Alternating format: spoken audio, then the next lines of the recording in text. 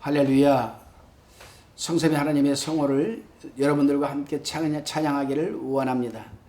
오늘은 에레미야서 52장 1절로 34절의 말씀을 가지고 예배는 지켜야 합니다.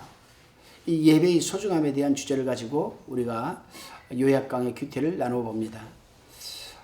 여러분, 벌써 에레미야 선지서도 오늘로서 마지막 장까지 오게 되었습니다. 내일부터는 이제 에레미야 애가서를 요약강의 큐티로 나누고자 합니다. 제가 높아심에서 말씀을 드리겠습니다만 여러분들이 이 큐티를 듣기 전에 먼저 그날 해당되는 장을 먼저 한 장을 읽고 나서 이 큐티를 드리면 이해가 더 빠를 겁니다. 사실상 에레미야 선지자의 예언은 51장에서 끝난 거나 마찬가지죠. 본장은 에레미야서의 부록이라고 할 수가 있습니다. 39장과 거의 같은 내용이지만 여기서는 느부갓네살이 에레미야 선지자를 보호해 준 내용은 빠져 있고 그 대신 하나님이 성전에서 제사 드릴 때 사용했던 성전 기구에 대한 내용이 첨가되어 있습니다. 본문 1절로 11절까지를 살펴보게 되면 시드기야 왕은 바빌론 왕 느부갓네살이 여호야긴을 포로로 끌어가는 대신 시드기야를 유다 왕으로 삼았는데 37장에 나와 있죠. 시드기야 왕이 느부갓네살을 배반하고 말았습니다. 이것은 열왕기하 24장 20절, 에스겔서 17장 11절에서 18절에 기록되어 있습니다. 아마도 시드기야 왕이 느부갓네살 왕을 배반한 이유는 친애파에 이끌려서 친애굽에 이끌려서 애굽의 군대를 요청하여 모반하려고 했던 것이 아닌가 그런 생각이 듭니다. 에스겔서 17장 15절을 참고해 보면요. 그 결과 느부갓네살의 진노를 사서 예루살렘이 침공을 받았고 3년간 포위를 당했다가 그러니까 시드기야 왕이 왕위에 오른 지 9년 10월 10일에서 11년 4월 9일까지 3년간 성을 포위당하고 말았습니다. 그리고 나서 함락이 되고 말았던 것이죠. 그 결과 비참한 일이 성 안에 벌어지고 말았습니다. 6절에서 11절에 기록되어 있습니다.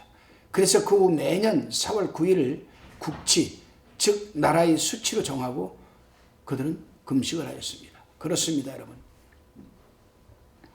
하나님은 이미 에레미야 선지자를 통해서 어떠한 일이 벌어질 것을 예언해 주셨음에도 불구하고 그들은 에레미야 선지자가 한 말을 하나님의 말씀으로 받지 아니하고 인간 에레미야의 말로 들었기 때문에 한 귀로 듣고 한 귀로 흘려버리고 믿지를 않았습니다.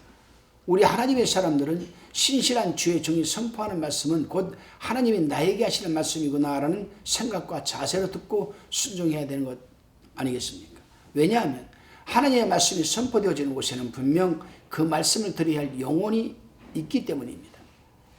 다시금 12절에서 23절까지를 살펴봅니다.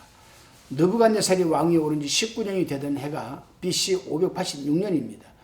이때에 느부갓네살은 예루살렘에 오지 않고 시위대장 느부사라단이 대신 왔습니다. 이들은 예루살렘에 와서 성전과 왕궁, 민가를 불태우고 성전과 왕궁의 기구를 약탈해 갔었고 유다 백성들을 포로로 잡아갔습니다. 약탈된 이 성전 기명과 부속품들은 매우 귀중한 것들이죠. 17절에서 23절에 기록되어 있습니다. 그러나 가난한 사람들은 그냥 남겨두었습니다. 이때가 제3차 포로가 되었던 때죠.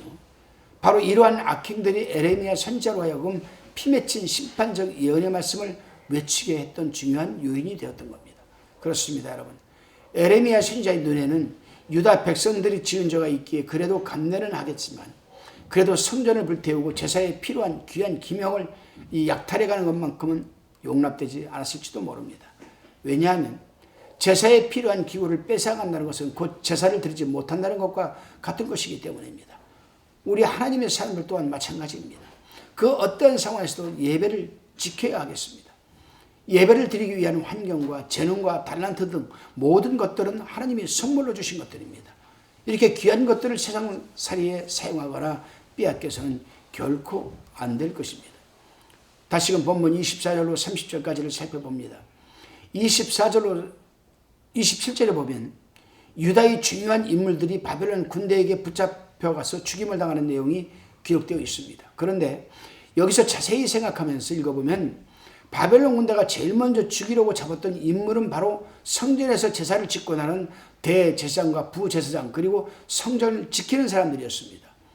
아마도 바벨론 군대 시위대장은 유다민들은 성전을 중심으로 한 공동체가 이루어져 있기 때문에 성전에서 제사를 집전하는 대제사장과 그 수하를 죽이면 유다민들이 와야 될 것으로 생각해서 제일 먼저 대제사장과 부제사장을 죽였던 것 같습니다. 이것은 에레미야 선지자가 15장 2절에서 예언한 그대로 성취되고 말았습니다. 그렇습니다, 여러분. 하나님의 백성들은 다른 무엇보다도 섬기는 교회의 영적인 리더를 지키는 것이 중요합니다. 교회의 영적인 리더가 무너지면 모두가 무너져버리고 말기 때문입니다. 여러분이 섬기는 교회의 주의 종들을 위해서, 부교역자들을 위해서, 장로들을 위해서, 교회의 리더들을 위해서 얼마나 기도하고 있습니까? 그래서 사탄도 이것을 잘 알고 있기 때문에 주의 종들을 무너뜨리기 위해 주의 종들이 가장 약한 부분으로 유혹하고 시험하여 무너뜨리려고 하는 겁니다. 우리 하나님의 사람들은 섬기는 교회의 영적인 리더인 주의 종을 위해서 우리는 기도해야만 될 것입니다. 다시 31절로 34절을 살펴보면 여러분, 우리가 오랫동안 사로잡혀 있던 여호야긴이 느부갓네살 왕 다음으로 왕위에 오른 에월므로닥, 즉 50장 24절 30절 나오죠. 이 계보를 우리가 한번 참고하시기 바랍니다. 왕위에 오른 이 에월므로닥으로 말미암아 석방되어 죽는 날까지 높은 대접을 받게 된 것을 기록하고 있습니다. 아마도 여호야긴은 포로로 붙들려가서 감금되어 하나님께서 간섭해 주실 것을 눈물로 회개하면서 간구하였을 것입니다. 그렇습니다, 여러분. 우리가 여기서 깨닫게 되는 것은 하나님의 간섭이 계시면 폭군이 한 일이 그 아들로 말미암아서도 변동될 수 있다는 사실입니다. 37년 동안 감금 끝에 그 아들로 인하여 석방된 것입니다. 그리고 이 세상은 늘 변한다는 것도 우리는 잊지 말아야만 합니다. 여호야긴이 입던 포로의 옷도 왕의 옷으로 다시 바뀌게 된 이 사실이 바로 하나님의 역사입니다. 죽이기도 하시고 살리기도 하시고 병을 들게도 하시고 고치게도 하시고 유에서 물을 창조하시고 무에서 또 유를 창조하시는 하나님.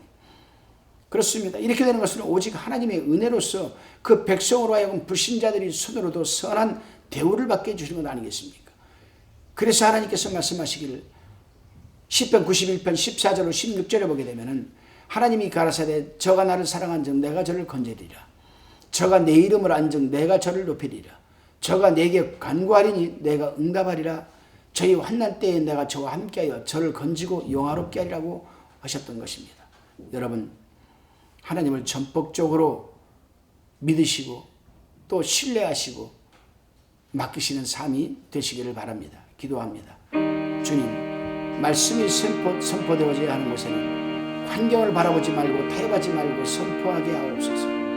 한 영혼을 귀히 여기는 주님의 심정으로 선포하게 하옵소서. 성도들이 지켜주기보다는 내 자신 스스로가 나 자신을 지키게 하옵시고 주님이 주신 귀한 은사를 결코 세상에 빼앗기지 않게 하옵소서. 예수님의 이름으로 기도드리옵나이다.